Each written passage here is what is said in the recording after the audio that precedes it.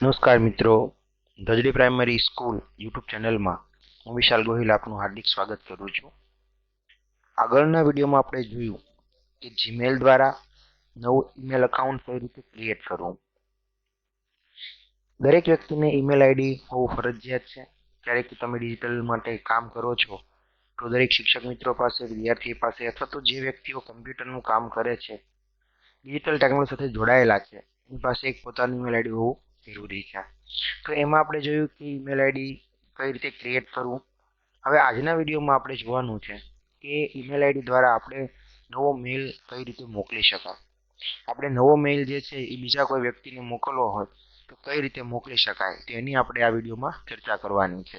અપેક્ષા રાખું કે આપને આ વિડીયો ગમશે અને આપના બાળકોને, વિદ્યાર્થીઓને અને બધાને શેર કરી અને આ વિડીયો અવશ્ય એમને મોકલાવજો. મિત્રો આપણે જોઈએ કે જીમેલ છે અને ઈમેલ, તો એમાં ઈમેલમાં ઈમેલ આઈડી શું છે તેના વિશે એક સામાન્ય માહિતી લઈ લઈએ કે જેથી કરીને તમે એનો કોન્સેપ્ટ ક્લિયર થાય બાળકને અથવા તો જે વ્યક્તિ શીખે છે અને કે ઈમેલમાં કઈ રીતે ઈમેલ આઈડી કામ કરે છે. તો આપણે આગળ જોઈએ. અહીંયા જીમેલ એ ગૂગલ દ્વારા પ્રદાન કરવામાં આવેલ ઈમેલ સેવાઓ છે. આમાં મફતમાં ઈમેલ્સ મોકલવા, પ્રાપ્ત કરવા અને સાચવવાની સુવિધા ઉપલબ્ધ છે. જીમેલ આઈડી એ ઈમેલનું સરનામું છે જેનો ઉપયોગ વ્યક્તિની ઓળખ માટે થાય છે. જેમ કે મિત્રો અહીંયા તમે જોતા હશો કે આપણે એમ કહીએ કે ભાઈ કોઈ વ્યક્તિ તમને એમ કહે કે ભાઈ મેલ કરી દેજો, તો એના માટે આપણી પાસે એનું ઈમેલ આઈડી હોવું જરૂરી છે. અને ઈમેલ આઈડી જે છે એ એવું હોવું જરૂરી છે અને પરિણામે ઈમેલ આઈડી થી આપણે કોઈ પણ જે છે ડેટા ટ્રાન્સફર કરી શકીએ છીએ.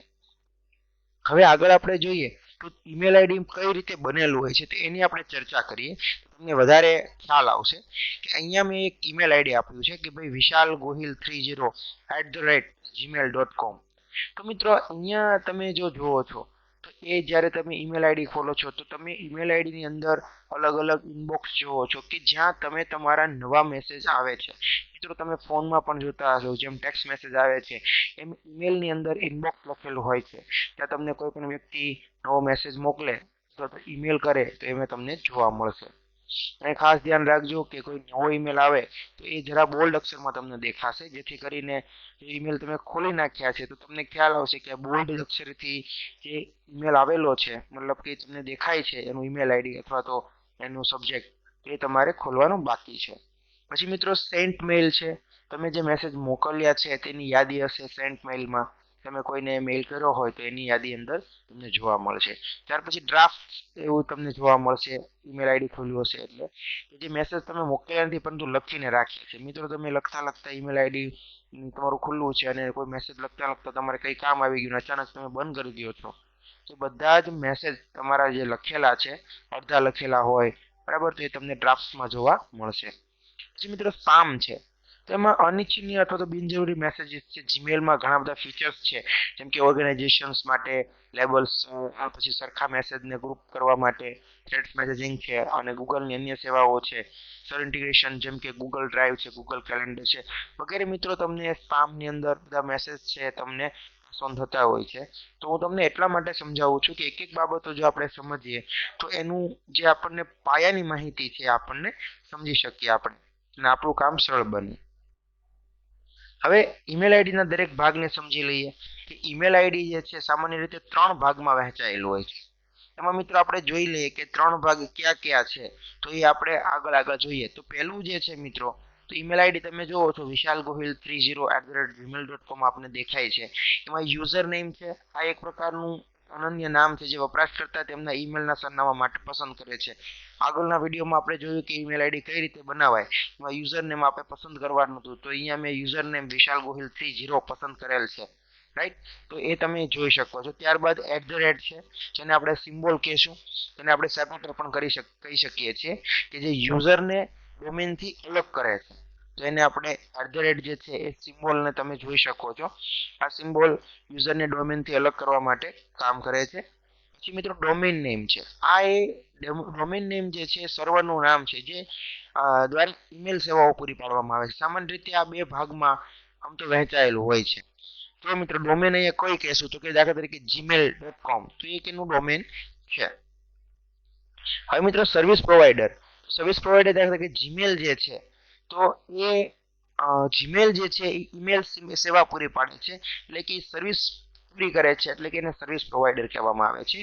ત્યાર પછી મિત્રો આવે છે ટોપ લેવલ ડોમેઇન, એને આપણે TLD કહીએ છીએ, જેમ કે .com છે, .org છે, .net છે. તે જણાવે છે કે તે સર્વિસ કોના માટે છે અથવા તો તે કેવી રીતે સર્વિસ આપે છે. તો એ ખાસ આપણે આ માત્ર આપની જાણકારી માટે છે. દાખલા તરીકે અહીંયા ઉદાહરણ તરીકે વિશાલ ગોહિલ 30@gmail.com એક ઉદાહરણ તરીકે ઈમેલ આઈડી લીધું છે. તો એમાં વિશાલ ગોહિલ 30 છે યુઝર છે, જીમેલ છે એ સર્વિસ પ્રોવાઈડર છે અને .com છે ટોપ લેવલ ડોમેઇન છે. તો આપને એક આ માહિતી ખાસ ધ્યાન રાખજો જેથી કરીને આપ અન્ય સાથે પણ શેર કરી શકો છો.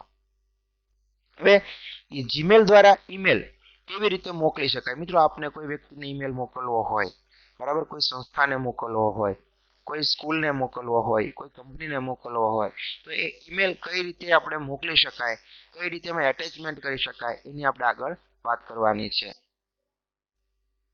જીમેલ દ્વારા નવો ઈમેલ કઈ રીતે મોકલવો?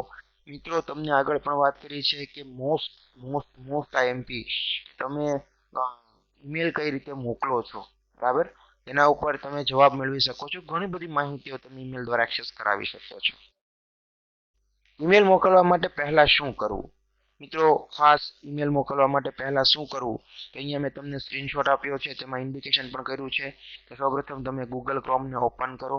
અહીંયા મેં ઓપન કરવા માટે તમને અહીંયા એરોથી દર્શાવેલું છે. મારી સાથે બન્યા રહેજો, આપને બહુ સરળતાથી ઈમેલ કઈ રીતે મોકલવો એની માહિતી આપીશ. હવે મિત્રો અહીંયા સાઇન ઇન કરવાનું છે. ગૂગલમાં તમે જમણી બાજુ સાઇન ઇન પર ક્લિક કરો. આપે આગલા વિડીયોમાં જોઈ અને અપેક્ષા રાખું છું એક નવું ઈમેલ આઈડી બનાવ્યું હશે અને એ ઈમેલ આઈડી જે છે એ આપણે અહીંયા જે છે ઈમેલ આઈડી તમારે અહીંયા લખવાનું છે, ઈમેલ એડ્રેસ નાખવાનું છે. સપોઝ અહીંયા વિશાલ ગોહિલ 30@gmail.com તો મેં અહીંયા ઈમેલ આઈડી નાખ્યું છે. ત્યારબાદ અહીંયા તમારે જે પાસવર્ડ તમે સેટ કર્યો હતો એ પાસવર્ડ અહીંયા દાખલ કરવાનો છે અને પાસવર્ડ દાખલ કરો અને એ પાસવર્ડ તમને અહીંયા ડોટ ફોર્મમાં જોવા મળશે.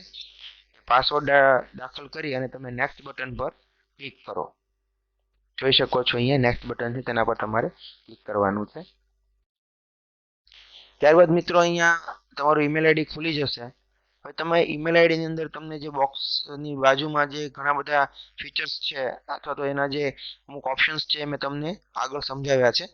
તો હવે તમારે નવો ઈમેલ આઈડી થી મતલબ કે કોઈ નવી ઈમેલ આઈડી ઉપર તમારે કોઈ મેલ કરવો છે, તમે કઈ રીતે કરી શકશો? તો સૌપ્રથમ તમારે કમ્પોઝ બટન પર ક્લિક કરવાનું છે. આપ જોઈ શકો છો એરોથી મેં ઇન્ડિકેશન કર્યું છે. વેબ બ્રાઉઝરમાં સ્ક્રીનના ઉપર બાજુએ કમ્પોઝ બટન પર ક્લિક કરો. મિત્રો કોઈ તમે એપ્લિકેશન ફોનમાં વાપરતા હોય તો ત્યાં તમને પ્લસની નિશાની મેં અહીંયા તમને ઇન્ડિકેશન સાથે દર્શાવેલી છે, પ્લસની નિશાની આવું પણ તમને જોવા મળશે. ત્યારબાદ તમે મિત્રો ચિહ્ન કોઈ જગ્યાએ રાઈટ એવું પણ લખેલું હોય છે તો તમે જોઈ શકો છો કે કમ્પોઝ અથવા એપ્લિકેશન હોય તેમાં પ્લસની નિશાની અથવા રાઈટ એવું તમે જોઈ શકો છો. હવે મિત્રો ઈમેલ આઈડી માંથી તમે જ્યારે કમ્પોઝ પર ક્લિક કરો છો ત્યારે તમારી સામે ન્યૂ મેસેજ એવું બોક્સ જે છે એ ખુલે છે. હવે એની અંદર તમે ટુ જે લખ્યું છે એ કે ક્ષેત્રમાં તમારે શું લખવાનું છે? તો જેને તમારે ઈમેલ મોકલવાનો છે એનું ઈમેલ આઈડી અથવા તો એનું ઈમેલ એડ્રેસ દાખલ કરવાનું. દાખલા તરીકે મારે ધજડી પ્રાઇમરી સ્કૂલની અંદર કોઈ ઈમેલ મોકલવો છે તો તમે અહીંયા સરળતાથી ઈમેલ મોકલી શકો છો. તો અહીંયા ઈમેલ આઈડી તમે એનું દાખલ કરો. અહીંયા મેં તમને એરોથી ઇન્ડિકેશન કરેલું છે, તમે જોઈ શકો છો. ત્યારબાદ સબ્જેક્ટમાં મિત્રો આપણે જે કોઈ પણ માહિતી જે મેળવીએ છીએ, લખીએ છીએ તો એ સબ્જેક્ટનું ટૂંકું, દાખલા તરીકે કોઈ સ્ટુડન્ટની ઇન્ફોર્મેશન છે, સ્ટુડન્ટ ડેટા એવું લખી અને તમે અહીંયા મૂકી શકો છો. અથવા કોઈ ફોટો મોકલતા હોય તો તમે મેરેજ ફોટો અથવા તો કોઈ પણ વસ્તુ તમે જે આ વિષયને લગતી એની શોર્ટ એક નોંધ તમે કરી શકો જેથી સામે જેને મેઇલ મોકલો છો એને ખ્યાલ આવે કે આ મેઇલની અંદર શું મોકલવામાં આવ્યું છે. અહીંયા મેં એરોથી ઇન્ડિકેશન કરેલું છે, આપ જોઈ શકો છો. ત્યારબાદ મેસેજ, તો અહીંયા મેસેજની અંદર તમને જે ખાલી જગ્યા જોવા મળે છે તો એ તમારા મેસેજને ટાઈપ કરવાનો છે કે કાઇન્ડલી ફોલો અસ અથવા તો કોઈ પણ ઇન્ફોર્મેશન છે તમે અહીંયા કાઇન્ડલી ફોકસ અસ કે વોટ એવર તમે જે કંઈ પણ ધારો તે અહીંયા લખી શકો છો આપના વિષય પ્રમાણે. ઇન્ડિકેશન મેં કરેલું છે કે જેમાં તમે ટેક્સ્ટ લખી શકો છો. નેક્સ્ટમાં આપણે જોઈએ કે એટેચમેન્ટ ફાઇલ. મિત્રો એટેચમેન્ટ ફાઇલ અથવા તો અન્ય વિકલ્પો ઉમેરવો જરૂરી હોય તો ફાઇલ ફોટો અથવા અન્ય એટેચમેન્ટ ઉમેરવું. મિત્રો એટેચમેન્ટ એટલા માટે ઉમેરવું પડે છે કે તમારે કોઈ ફોટા મોકલવા હોય તો મેં એટેચ ફાઇલ એવું તમને અહીંયા જોવા મળે છે. મેં એરોથી ઇન્ડિકેશન કર્યું છે. એ પિન જેવી એક નિશાની છે. તમે કોઈ પણ ફાઇલ પીડીએફ અથવા તો ફોટો કોઈ પણ વસ્તુ તમે મોકલવા માંગો છો તો તમે અહીંયા એટેચમાં ક્લિક કરી અને ફાઇલને તમારે બ્રાઉઝ કરવાની છે. આગળ આપણે જોઈએ. હવે એટેચ ફાઇલ ઉપર તમે મિત્રો ક્લિક કરશો એટલે તમે બાજુમાં જોઈ શકો છો અહીંયા કે એક નવું ડાયલોગ બોક્સ આખું તમને જોવા મળશે. એની અંદરથી તમારે બ્રાઉઝ કરીને તમારી ફાઇલ જે જગ્યાએ લોકેશનમાં પડી છે તે લોકેશન પરથી તમારે ક્લિક કરવાની છે. અહીંયા મારે સ્ટુડન્ટ ઇન્ફોર્મેશન એવું મેં એક ક્લિક કરેલ છે. તો મિત્રો અહીંયા સ્ટુડન્ટ ઇન્ફોર્મેશન છે એ ફાઇલને હું ક્લિક કરીશ તો જેથી કરી અને એ ફાઇલ ક્લિક થશે. તમે જુઓ છો કે નિશાની સિલેક્શન એની ઉપર છે. અહીંયા આપ જોઈ શકો છો. ત્યારબાદ એ ફાઇલ પર ક્લિક કરવાનું છે. ક્લિક કરી અને તમે જોઈ શકો છો કે એને ક્લિક કરી અને તમારે પછી ઓપન આપવાનું છે.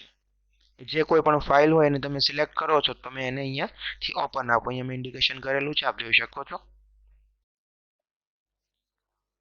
ત્યારબાદ મિત્રો અહીંયા ખાસ તમે ધ્યાન આપજો કે જ્યારે તમારી ફાઇલ એટેચ થતી હશે ત્યારે એ બ્લેક કલરના જે સ્ટુડન્ટ ઇન્ફોર્મેશન લખ્યું હોય તમારું જે ફાઇલનું ટાઇટલ છે એ બ્લેક કલરનું હશે. પણ જ્યારે એ ફાઇલ ઓલરેડી એટેચ થઈ જશે ત્યારે સંપૂર્ણ એટેચ થઈ જાય ત્યારે તમને એ લિંક છે એ બ્લુ કલરની જોવા મળશે. એટલે કે એ બ્લુ કલરની લિંક થઈ જાય એટલે તમે પછી સરળતાથી ઈમેલ કોઈ પણને મોકલી શકો છો. કારણ કે એટેચમેન્ટ એમાં એટેચ થઈ ગયું છે. જે કોઈ ફાઇલ છે, ફોલ્ડર છે કે ફોટાસ છે, કોઈ પણ મતલબ કે કોઈ ફોટોસ છે તો તમે અંદર તમે જોઈ શકો છો. અહીંયા ફાઇલ અપલોડ થઈ ગઈ છે એ તમે બ્લુ કલરની ટેગ થઈ ગઈ છે એના ઉપર તમે અનુમાન લગાવી શકો છો. હવે મિત્રો અહીંયા તમે નીચે જોઈ શકો છો કે સેન્ડ બટન પર તમે ક્લિક કરશો એટલે જે તે વ્યક્તિનું ઈમેલ એડ્રેસ તમે અહીંયા દાખલ કરેલું છે તો તમે એના પર એ ફાઇલ સીધી જતી રહેશે અથવા તો ઈમેલ જતો રહેશે. અને મિત્રો અહીંયા જે તમે વ્યક્તિનું એડ્રેસ લખો છો તેમાં તમે મલ્ટી એડ્રેસ પણ નાખી શકો છો 5, 10, 15 કે જેથી કરીને એક જ ઈમેલમાં તમે ઘણા બધા વ્યક્તિઓને મોકલી શકો છો. અને સેન્ડ બટન પર ક્લિક કરતાની સાથે આપનો ઈમેલ જે છે એ જે ઈમેલ એડ્રેસ તમે અહીંયા દાખલ કરેલું છે તેના ઉપર ઝડપથી જતો રહેશે. અહીંયા ક્લિક કરવાથી ઈમેલ મોકલાઈ જશે સેન્ડ પર. તમને મેં આગળ જણાવ્યું છે એ પ્રમાણે ઇન્ડિકેશન પણ કરેલું છે.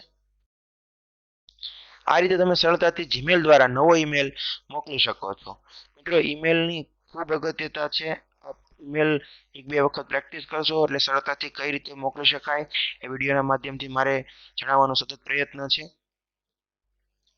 અને અપેક્ષા રાખું કે નવા નવા વિડીયો ટેકનોલોજીને લગતા જોવા માટે મિત્રો આ ચેનલને સબસ્ક્રાઇબ કરજો, શેર કરજો અને શક્ય હોય તો લાઈક કરજો અને કોમેન્ટ પણ કરજો. અને મિત્રો અમારો સતત પ્રયત્ન એવો હશે કે દરેક વિદ્યાર્થી, દરેક શિક્ષક, દરેક વ્યક્તિ કે જેને કમ્પ્યુટર ડિજિટલ ટેકનોલોજીમાં રસ છે એવા વ્યક્તિઓ સુધી અમે વિડીયો પહોંચાડીએ અને આ વિડીયોના માધ્યમથી ટેકનોલોજીકલ જ્ઞાનમાં વધારો થાય. Thank you very much. જય હિન્દ.